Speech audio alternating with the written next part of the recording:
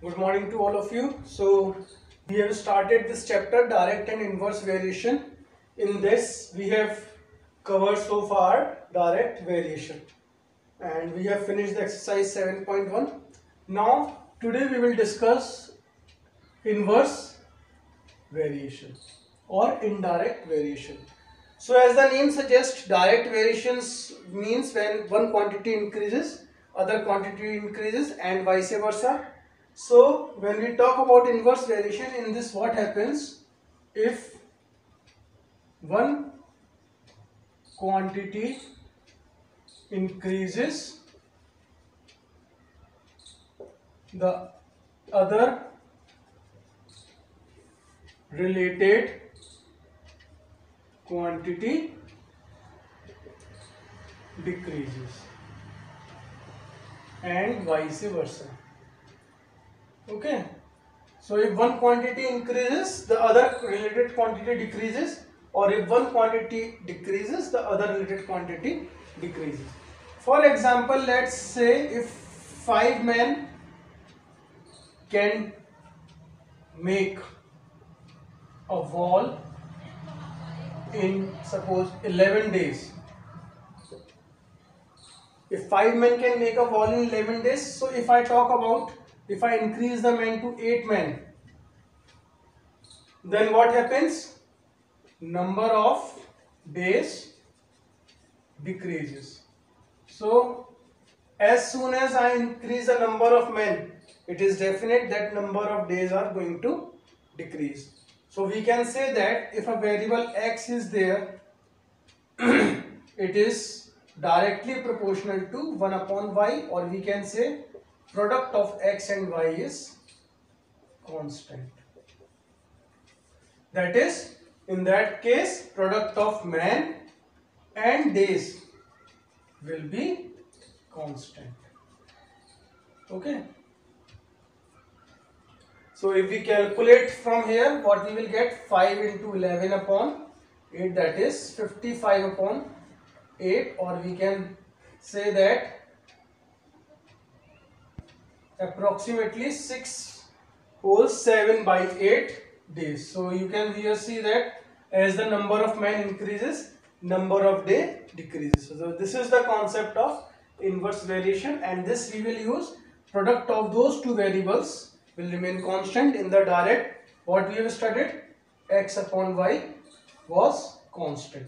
So this is direct variation and this is indirect variation. Okay, so let's solve few problems related to indirect variation.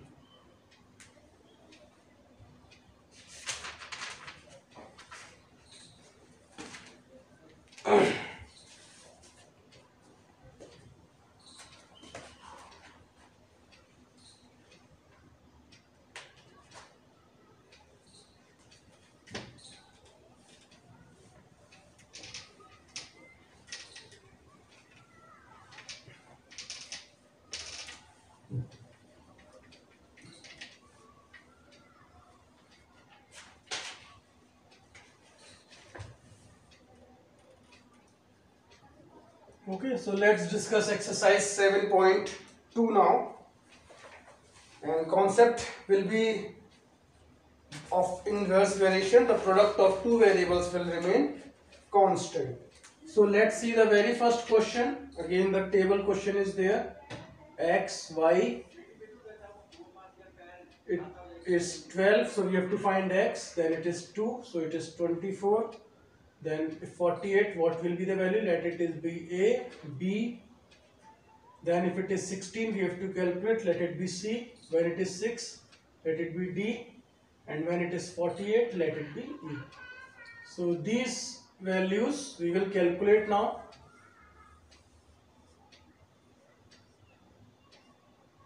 Okay, and it is given that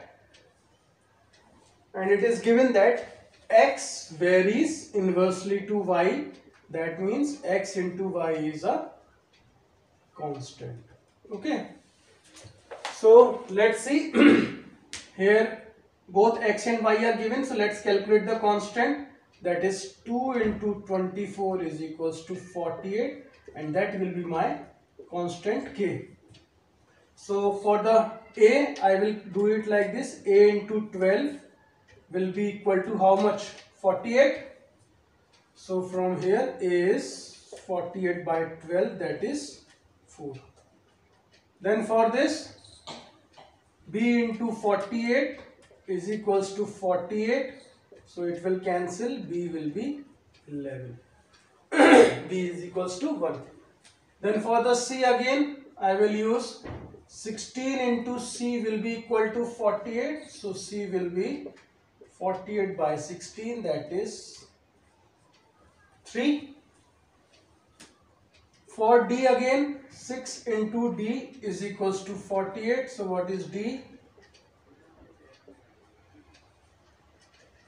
D is equals to 8.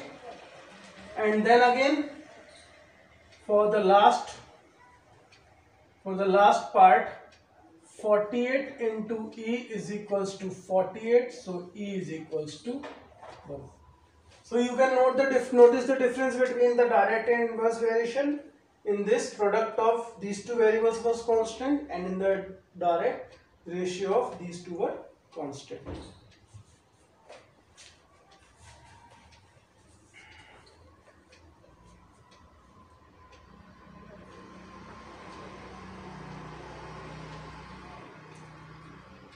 Similarly, if we see question number 3, it is given that M varies inversely as D. That means M into D is constant.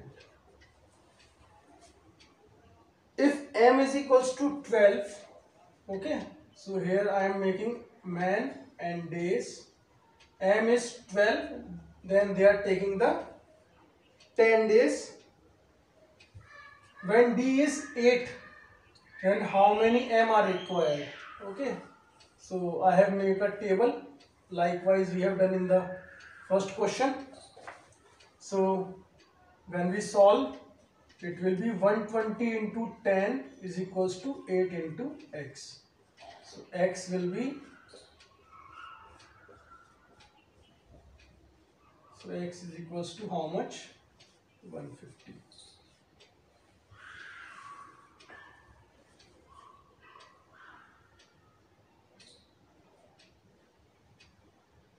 Okay, by mistake I have taken 12 into 120. So x is equals to how much? 15 men.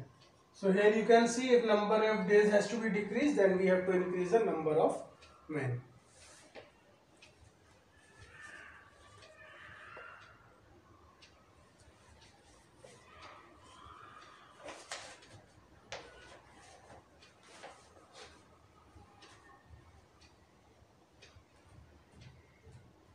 Okay, so let's discuss few word problems.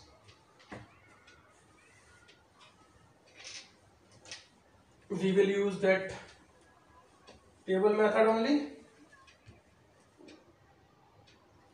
So question number 5 says 5 machines can make 250 garments in 18 hours.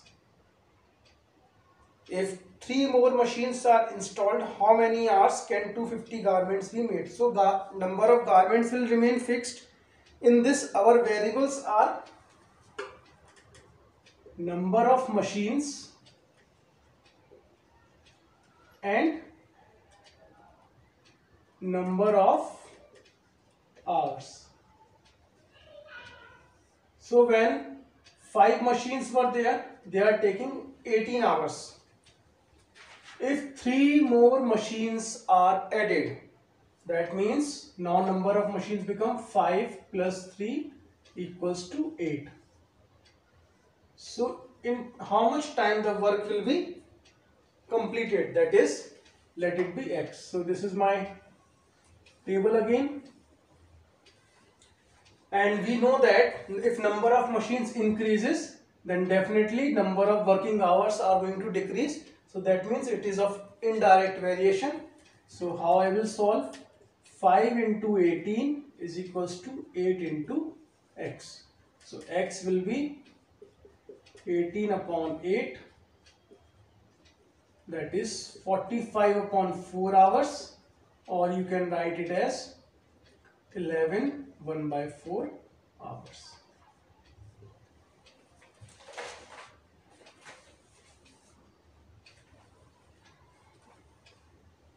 Okay.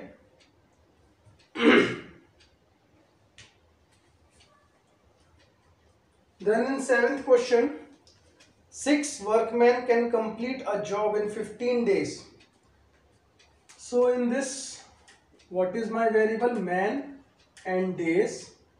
So 6 workmen can complete a job in 15 days. How many more men should be work if the job is to be completed in 10 days? So job has to be completed in 10 days, then we have to calculate number of men. So if the job has to be completed in 10 days, previously it was completed in 15 days, so 6 men are required. Now it has to be completed in 10 days. That means number of men we have to increase. So it is inverse variation again.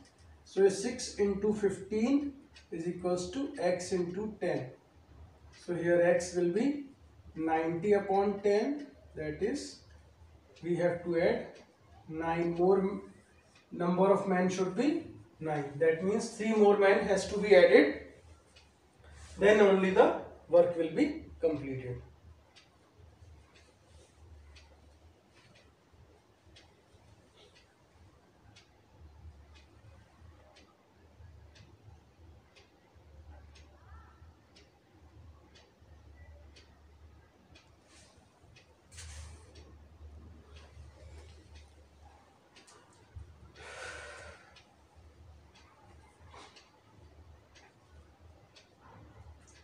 Okay.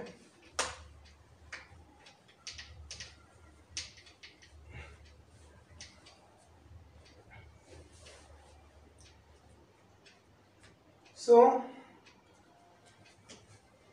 let's see question number 8. With the length of cloth that I have, I can make 180 frocks, each consuming 1.5 meter of cloth. So in this, variable is number of frocks and length of cloth. So length of cloth is in terms of meter.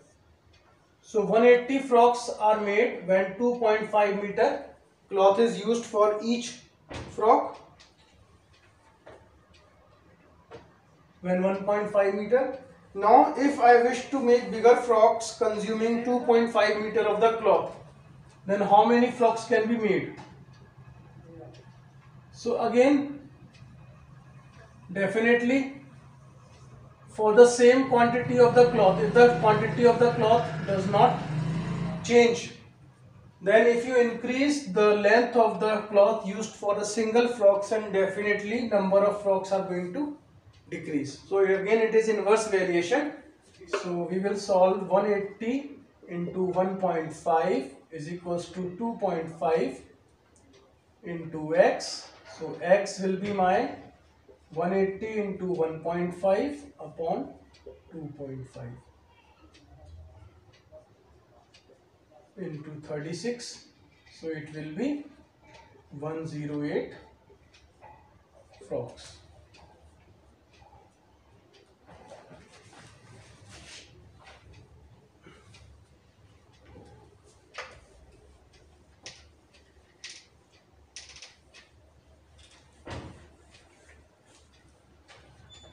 And in the last question, there is enough food for 156 scouts for 15 days. That means here we will write scouts and here we will write days. So when 156 scouts were there, they can eat the food for 15 days. For how many days the food will last if 39 more scouts were added? So what happened now? 156 were there and 39 more were added. So it is now 195 scouts are there. Now we have to calculate for how many days food will last.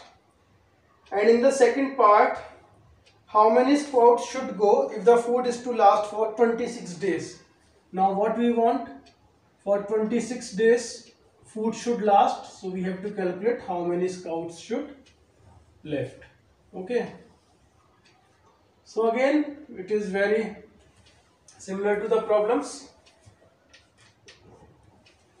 So for the first part, as the number of scouts are added, food is going to decrease. So what we are going to do, 156 into 15 is equals to 195 into x. So x is 156 into 15 upon 195. Okay. So food will last for 12 days. In the second part again, 156 into 15 is equals to y into 26.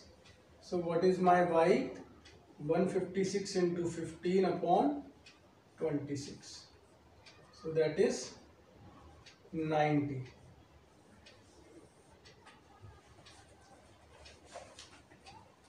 Okay. So again we have used the concept of inverse variation. When the number of scouts increases, the quantity of days decreases, and when the number of days has to be increased, the number of scouts has to be decreased. So this is the end of this exercise 7.2.